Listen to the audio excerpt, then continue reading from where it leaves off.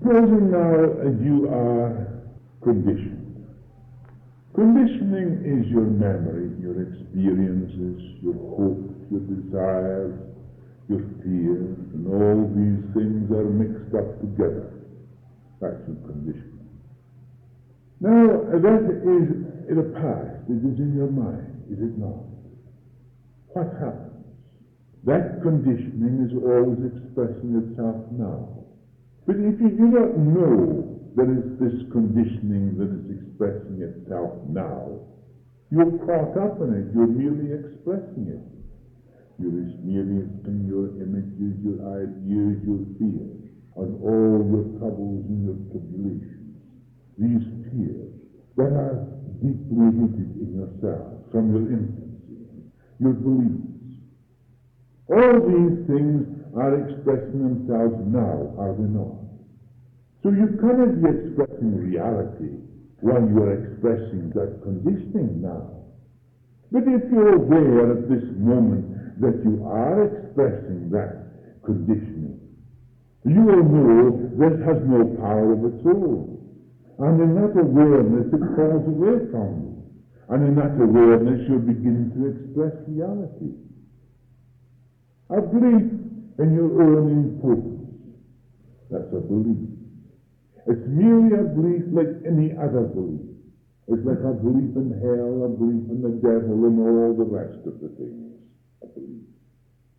A man came to me today and he said, you know, for a long time I read a book about thinking constructively. And I started to think constructively, and he said things went well for a while. And then all of a sudden everything went all to pieces, and I with it. What happened? I said, I'll tell you what happened. Why did you want to think constructively? Wasn't it not the fact that you were thinking destructively? You were thinking because you had a fear, and you were afraid. Therefore you put another thought in its place to hide the fear, and for a time you built up a structure in your mind, and it was wonderful. But the structure couldn't last. Why? Because it was built upon the foundation of your fear. You couldn't put a positive in the place of a negative. It's an utter impossibility. What you did, you see, you were afraid of your own inability. You were afraid. You realized you had an inferiority complex. You felt it. It was strong. Then you read a book and you said, why, if you think constructively, you overcome all these things. So you started thinking constructively now, and all of a sudden you were building up an edifice of constructive thought, and you thought you were free. And all of a sudden the foundation is toppled down, and you were worse than you've ever been before. He says that is true. You had no foundation. What was in the mind anyhow? In the first place, you had in your mind an inferiority complex, a belief in your own inability to do this and do that. So, you built up a structure, a philosophy of constructive thought. And you hid behind this philosophy. All the time this thing was nagging at you, was it not? Yes. Of course it was. Now, if you had in the first place recognized the fact that these thoughts had no power of their own, and you realized that your conditioning and how your conditioning had been brought about from your infancy, from your childhood, your belief in a religion, your belief in this, and your belief in that. Don't you see, it was all a belief. So consequently, what are you doing now? Are you not expressing your conditioning at this very moment? Are you any better for your constructive thought? He says, no, I'm not. I think I'm worse. Of course you are worse. Why are you worse? Don't you see then it's perfectly clear. You cannot build a positive in the place of a negative, because the negative will always be there. You've got to discern this negative, understand it, and it falls away. What is real you do not create. When the false falls away from you, the real is there. There's something you do not create. But when you discern all those thoughts, even the positive, the negative, your beliefs, and all the rest of it, your mind becomes free. There is silence. When there is no conflict, there is silence. And in that silence, then there is reality. That which you do not create. The real you that is really created. Because you know your mind. You know your positive thoughts and your negative thoughts are in your mind. Your beliefs are in your mind. No matter whether it's a belief in God or a belief in anything else, it's in your mind. Your positive and negative thoughts were in conflict with one another. But I knew all the time, when you talked to me about your negative thoughts, your positive thinking, I knew that you would eventually fall down. Well, he said, I read those books, and you think that those people who wrote books on those things would know what they're talking about? That's the very thing they don't know what they're talking about. That's why they write books.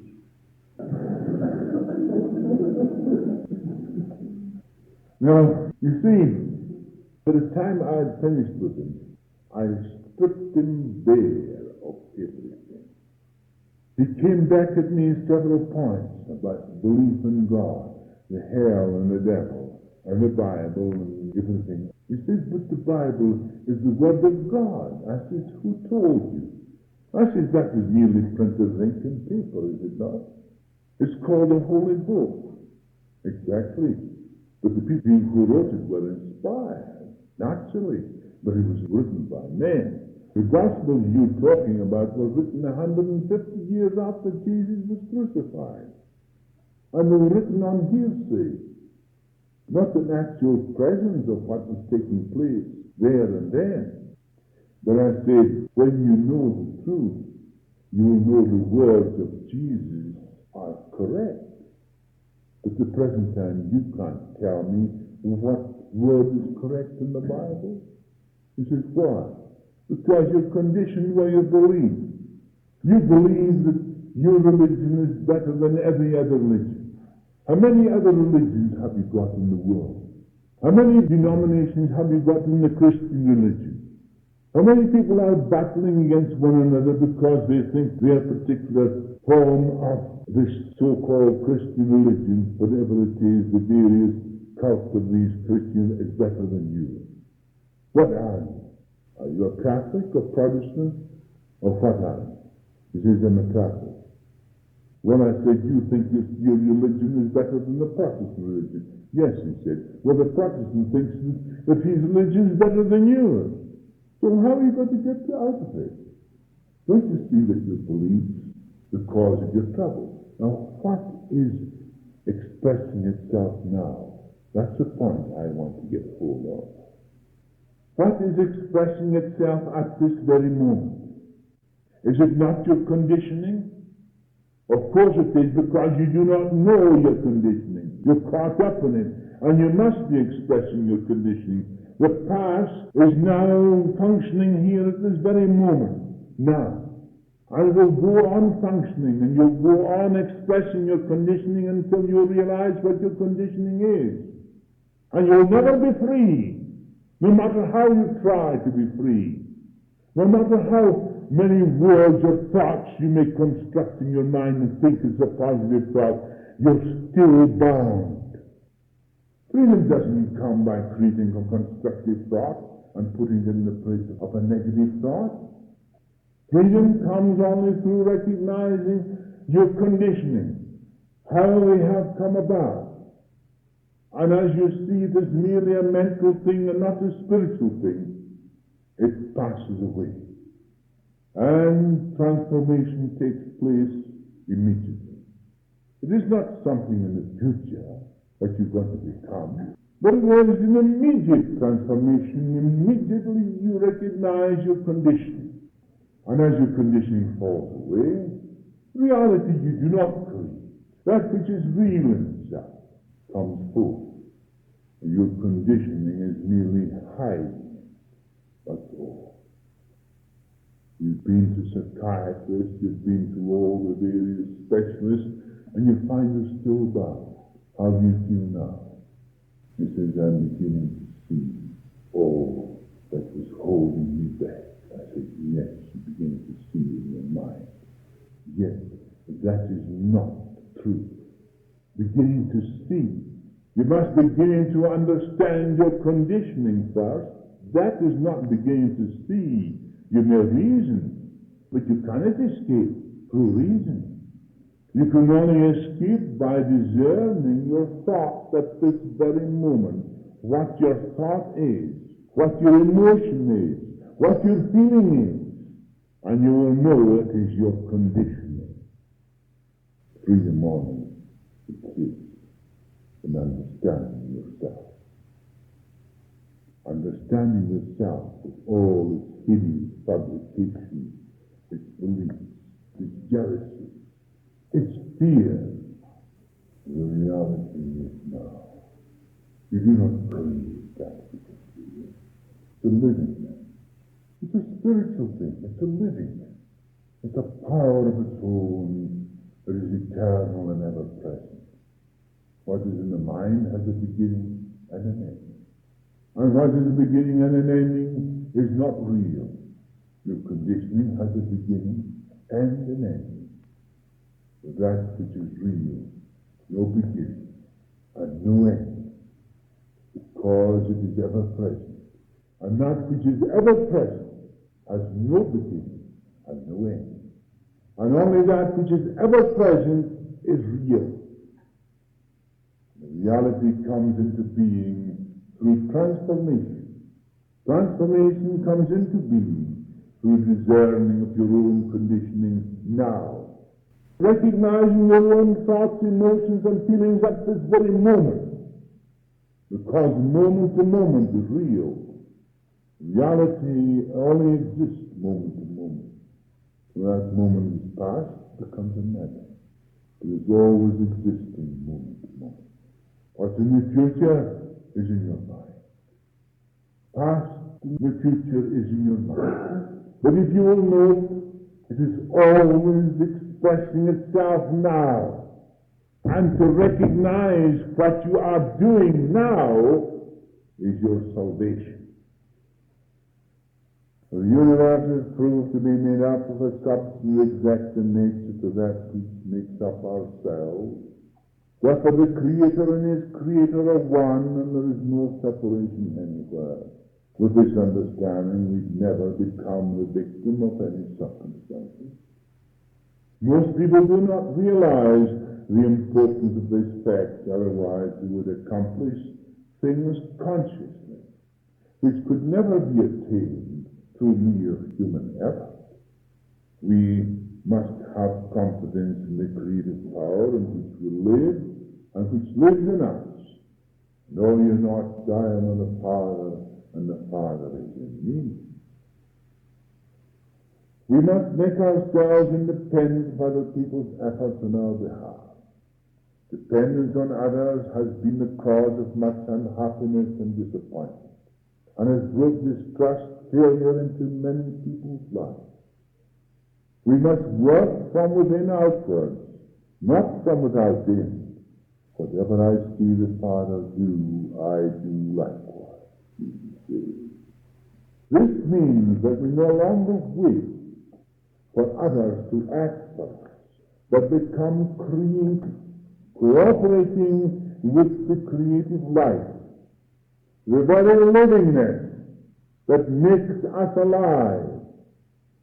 This livingness is not something apart from us, but is the very consciousness that makes us conscious beings. When the mind is free from its conditioning, from the past, from its hopes, as I said the other night, when you live in hope, you're really hopeless. But that's why you live in hope, because you're hopeless. You don't just see it in the mind, you're not living at all. You can only live now. You can't live in the past or the future. You can only live at this moment. And if this moment is not creative, then you have lost something that is tremendously important. And why is it not creative? Because you're giving expression to your memory, your hopes, your desires, your fears, which is your condition, yourself. Now you'll say that these thoughts belong to you, but you realize that the thought and the self is the same. You cannot separate the self from the thought. And immediately you recognize that, you will see you're both the same. And then there is immediately tranquility. There is no longer looking at a thought that is separate from yourself and beginning to fear your thought. You're no longer fearing your thought you created some time ago. You're no longer fearing your conditioning, because you're recognizing it as self, as a self-created thing. Then there is tranquility, there is peace, there is no longer fear. The fact is that you separate your thoughts and look upon them as something separate from yourself, then you begin to fear them. You begin to look upon them and say, it cannot be my thoughts. Oh, but they are really yourself. And not only your thoughts, but yourself. And as soon as you recognize that, the better. And when you see that, then there is freedom. Are you afraid what you created yourself? First of all, you created a negative thought. You're afraid of it. You're afraid. You say, oh, this is terrible. Oh, I couldn't think that thought. Then you create another thought. You create a philosophy of constructive thinking. And you think now, oh, that's wonderful, because it's going to lead you out of your trouble. And you look upon this thought as something separate to yourself, too. But don't you see, it's merely the self and confusion and conflict. Be aware of the people that tell you about this thinking constructively and to fear your own thoughts. They themselves are caught up in them and very badly too. That's why they're building a screen, hoping that they can escape themselves by talking themselves out of it, or writing themselves out of it. But they can't do it. They're only writing you into it. When we talk about this livingness, we make it relative. But our livingness is not relative. This is the mistake that most people make. They make it an image in the mind. It is when we discover this, we begin to realize the reality that is eternal and ever-present within us.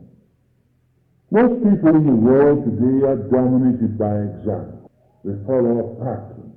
They look to an authority external to themselves. They look to the priest, the parson, the prime minister, the political agent, and so forth. And what are they? Aren't they a bundle of expressions of that authority, and they can no longer think for themselves? You follow a pattern. You follow a train of thought that suits your conditioning. But if it doesn't suit your conditioning, you immediately deny it. And you're any better off because you deny it, or you accept it. Are you not much the same? No matter what religion you belong to, or what political party you belong to, you're all the same, exactly all the same, you're conditioned by it. And as soon as you see how you have been conditioned by it, it drops from you and you're free. As you're expressing anyhow, is it not you're expressing your conditioning? Are you expressing reality? I don't think there's any one of you who are expressing reality, no. Not one. Because you're caught up in your own condition, even in fear, in your troubles, in your trials and tribulations. Most people in the world today are dominated by example. They follow a pattern and look to an authority external to themselves. The past is of no importance than the living present. We are limited by so-called facts. And there is conditioning, there is no creativeness. We must transcend our experiences of the past, although experiences are useful, they are a hindrance when we make them a true guide to our lives. Only when the living presence is our true guide will we enter into the realm for others fear to tread. In this way, we are automatically endowed with unlimited resources. The true sower is one who knows the self with all its fears, its cravings, its contradictions, and knows how false the self is. The self is merely our thoughts, beliefs, experiences, and memories of the past by which we are conditioned and which we are now expressing at this very moment. And if you look into your mind, you will see you are merely expressing your conditioning. When this is clearly understood, our realization of that which is not of time comes into being. Then our faith increases in proportion to our realization. Most people's faith is a result of fear. Most people's faith is because you want something, that's why they pray. So you pray to God because you want something.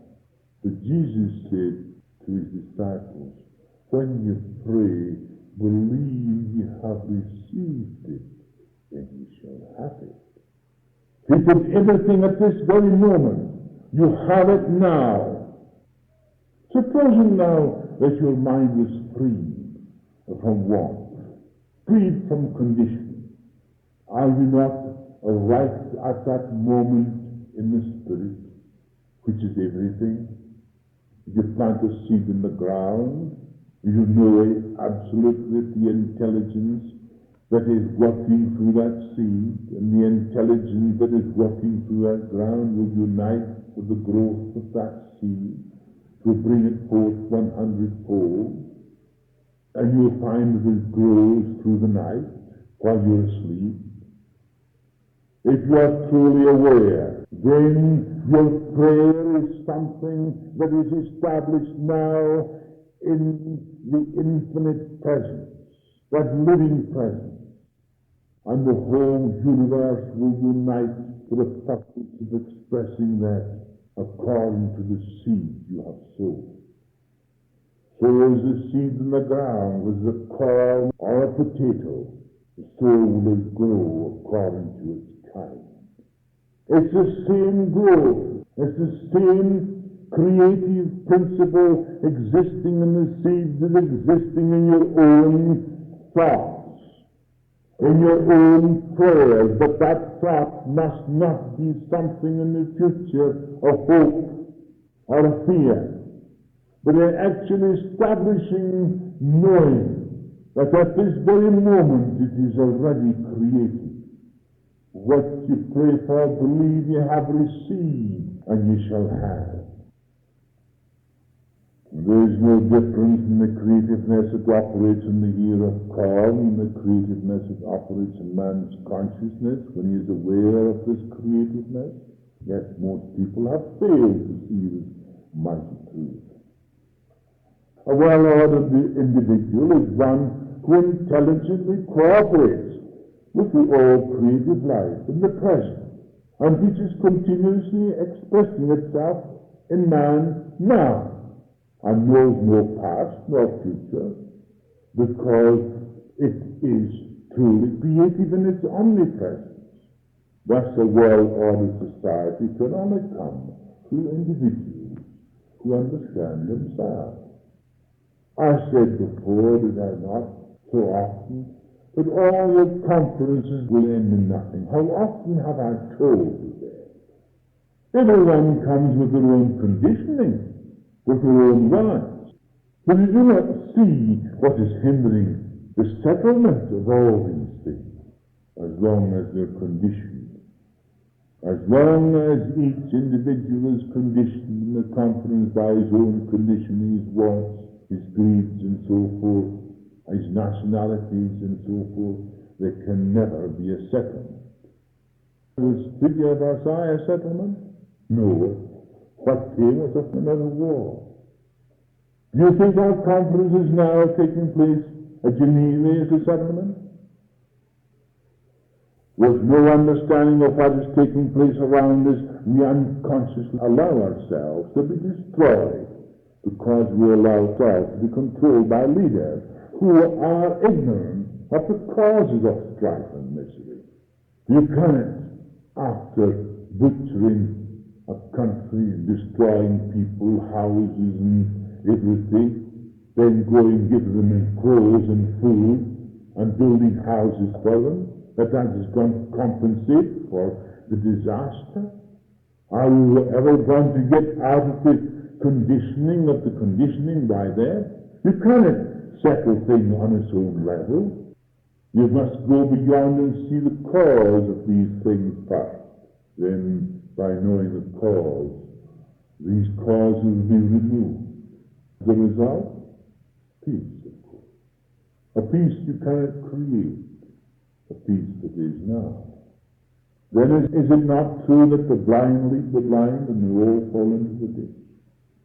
All civilizations flourished from small beginnings, but they became smothered in their own acquisitiveness. Each civilization has failed to see the cause of its own decay, and this will continue until man awakens to the false. Then only will a true and lasting peace be established individually and collectively. Remember, individually and collectively, because the individual is the foundation of the collective group.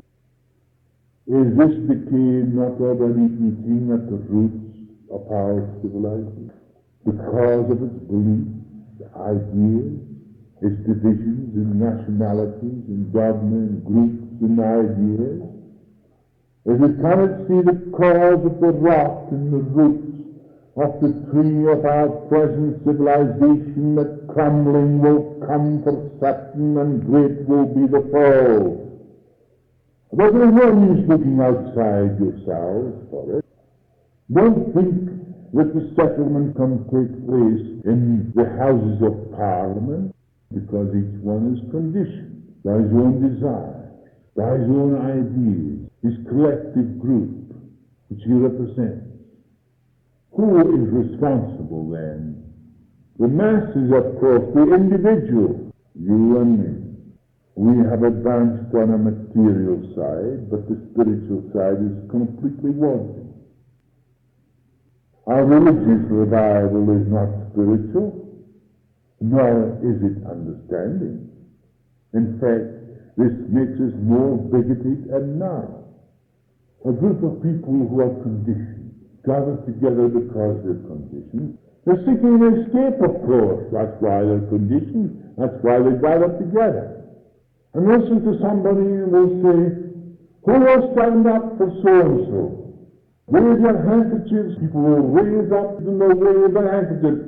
And they say, look at that now. Everybody's standing up for Christ. Just imagine. And in their hearts, they have not understood themselves. They've merely been caught up in a wave of emotionalism and become more bigoted than they have ever been before. All by showing how one is being conditioned and how one is expressing that conditioning at this very moment is their freedom. Not merely waving a flag because a band goes by, because you belong to a certain nationality, or you build a monument and worship at it. The understanding of the start of all divisions that enable us to become spiritual. Then we will see that the only thing we have in common with one another is our livingness, which is the only reality. All else is illusionary. Man has looked upon the creative as a means of power and has lost sight of the creativeness within. We crave for things, and in this craving we destroy ourselves. Because man's mind is focused upon things created, he is dominated by circumstances and things. Man has enslaved himself by allowing effects to determine his state of mind. The effects of his own causes determine his state of mind.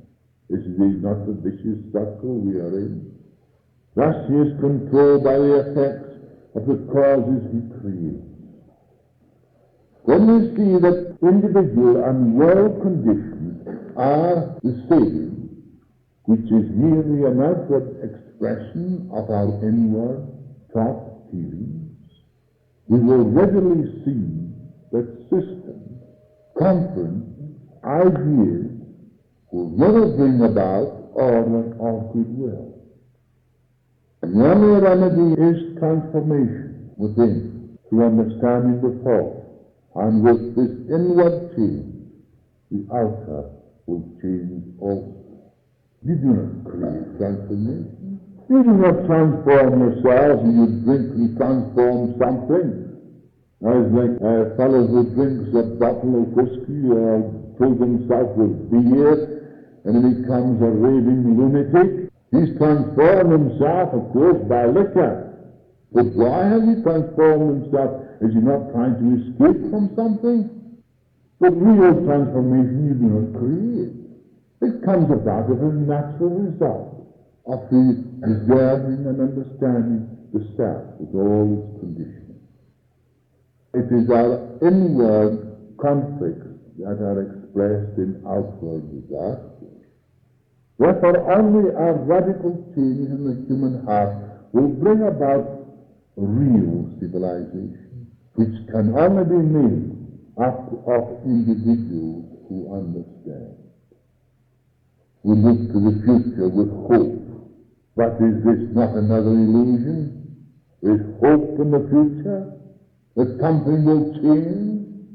We hope there will not be another war. But everybody is talking about dropping atomic bombs the next time the first war begins. The first fellow in gets there first. We have the atomic bombs waiting to be dropped everywhere in a few moments. Maybe the planes can fly up in the stratosphere to carry those bombs and drop them down on poor innocent people that knew nothing at all about war. And we'll laugh, and we'll jeer, and we'll be happy to see in the headlines that a British bomb has fallen in such a place and wiped up so many millions of people. And we'll go on with our daily task. Why? Because we are responsible, but we do not want to think we are responsible. But only when we know our own responsibility that we are merely responsible for the destruction of millions of people we have never seen or heard. Oh, it's all right to be over there. But let it drop in your own backyard with your own families and your relations and your friends. Then there'll be weeping and wailing and gnashing of teeth. Then you've got to say to him, how dare you do that sort of thing? But can you protect yourself when you are brought up and caught up in this carnage? When you believe in this carnage? When you are contributing to this carnage? If we do not understand the present now, we will not understand the future of what we are now. We perpetuate. Understanding only comes in the present. Postponing the issue does not bring freedom. Then we think that is giving up the little things that matter. Little things don't matter very much. We must see the great vision. We are blinded by the small petty things that people do. People talk about you. Little tidbits they hear about you. Do the same about other people. Can't you discern how you're conditioned? That's why you hate. When we understand ourselves, we understand why other people act the way they do. Only little people are taken up with little things. So do not waste your time trying to combat them. When the big vision comes, the small things all fall away and disappear into nothingness where they belong. How many little people are there in your societies? Are they not all little people? Look around and you will see how miserly the minds are. Is there any freedom? Do they understand their conditioning? We must understand our beliefs that cause fear. Belief in the power of sin, the devil and hell, etc. And the only devil is the self, and the hell is the nest the self makes. And when the sun rises, the stars disappear. So when we see the faults, we will realize the truth of our being. Then the self will dissolve away and the wholeness will take its place. Then we'll be the likeness of Him who made us in His own image and likeness. Yes, He created the perfect masterpiece. That perfect masterpiece is created by Him, in Himself and by Himself. But what have we done? We've plastered over that masterpiece by our conditioning. We have smeared mud and blood upon it. Not until such time as we begin to clean it off will that real masterpiece be seen once more. Therefore our security lies in the great truth that the Master showed, that love is the true creative power in the universe, a love beyond the physical, a love that is beyond family circle, a love that is beyond ideas or beliefs. This love is deep and simple, and nothing can change. It is eternal and ever present. God is love. Then love alone is our security. Think how love alone can be our security. Love your neighbor as yourself. Oh, what a wisdom! What a wonderful truth that man of Galilee told the world. But has the world copied it? Has the world accepted it? Has the world even understood it? No. When love alone is our security, nothing else can give us security. Love only manifests when we dissolve all the false things that are hiding it. The prophet Isaiah says in chapter 66, verse 1 and 2, Heaven is my throne, says the Eternal. My footstool is the earth. Where would you build a house for me? Where would you rear me a home? Such buildings I have made myself already. They are my own, says the Eternal. That is you and me. If I say God is love and I'm still retaining my prejudices, my divisions, I do not understand. If I have no love for my fellow men and still say God is love, I'm a downright hypocrite. But when I understand myself, free from prejudices and separation in race and creed, then only will God, who is love, be a reality to me. I can only realize then that reality. It can never be realized before, because I'll be caught up in my conditioning. But then, only will God, who is love, be a reality to me, and I will be His Son. And that's what Jesus was, the Son of God. Free from prejudice, free from hate.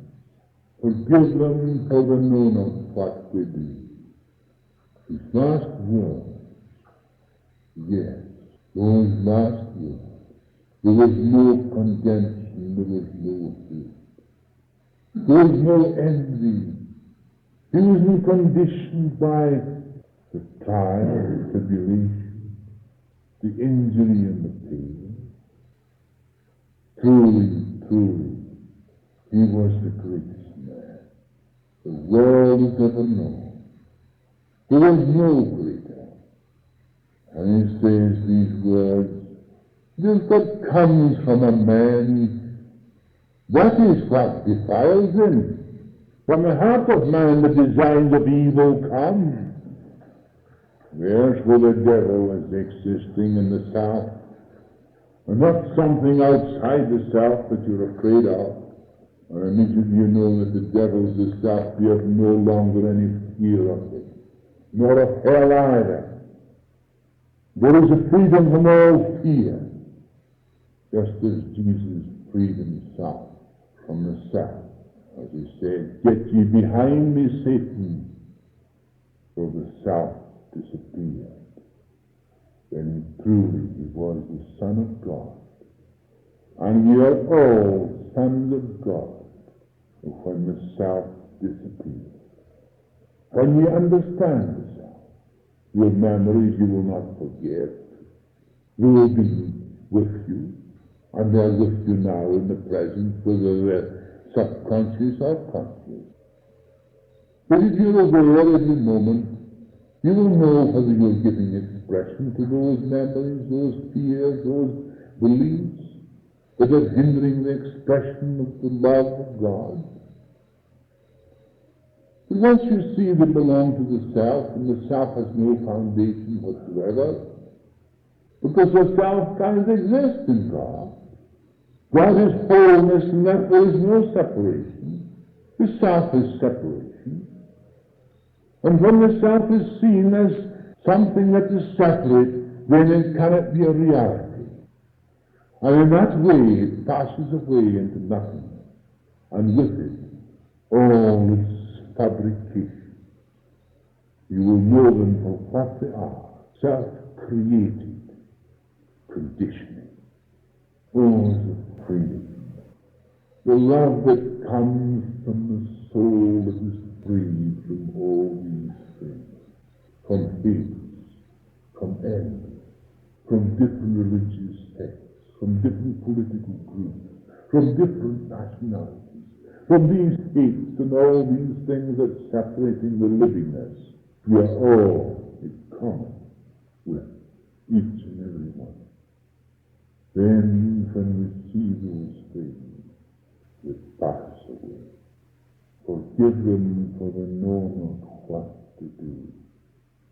The love that comes into your soul, the love that begins to express itself in your voice, in your heart, in your mind, only comes when you have understood the self.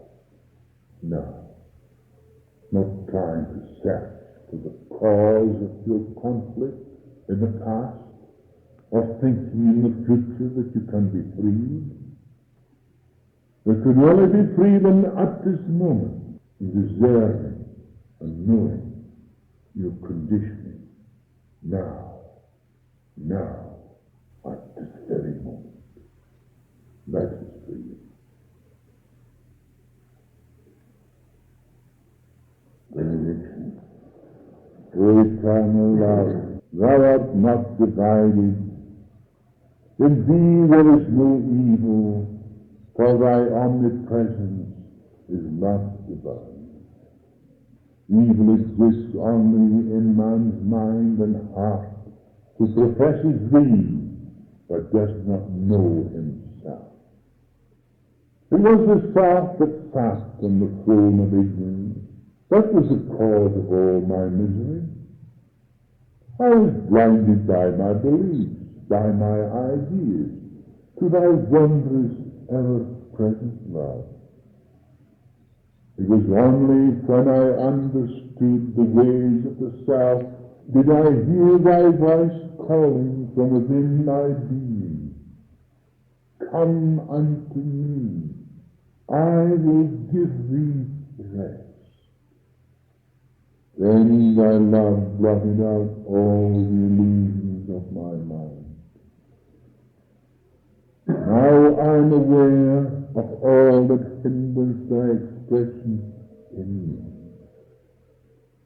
O mighty love, I am thine, thou art mine, forevermore.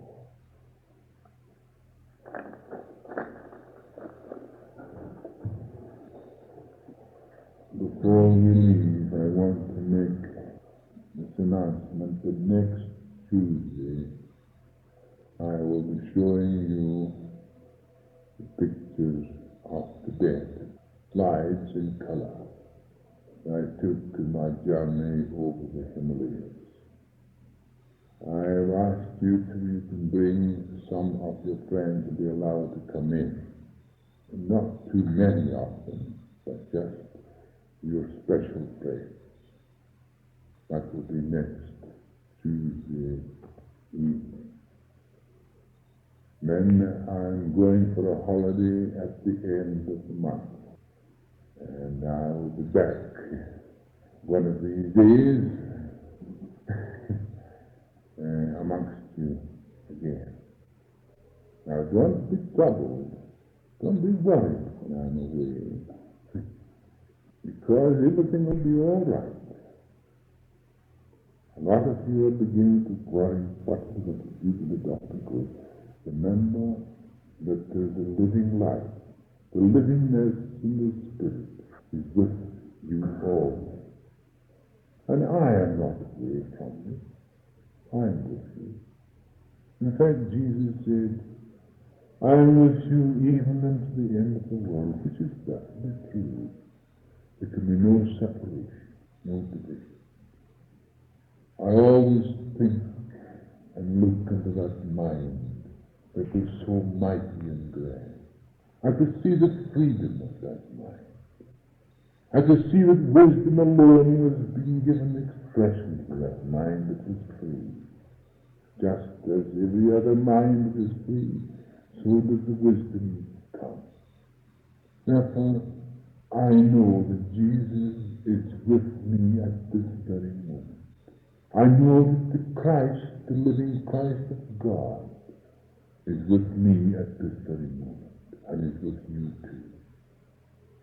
I know that the Christ that Jesus revealed is the same Christ today as it was 2,000 years ago. And I know that that Christ is the livingness of God, the love of God, that is deeply rooted in the heart of man, and comes out and shows itself in all its glory when we understand ourselves. Not merely a revival of any particular religion or religious belief. That does not lead you to freedom. Only as Christ showed, as Jesus showed the Christ in himself, was free from nationalities, free from belief, free from religious sectarianism, free from high, free from low. It was the same everywhere. To him, all were the same. In that way alone does the Christ dwell. In your hearts there. Jesus said, love ye one another as I have loved you. So may I also say the same, that you love one another as I have loved you.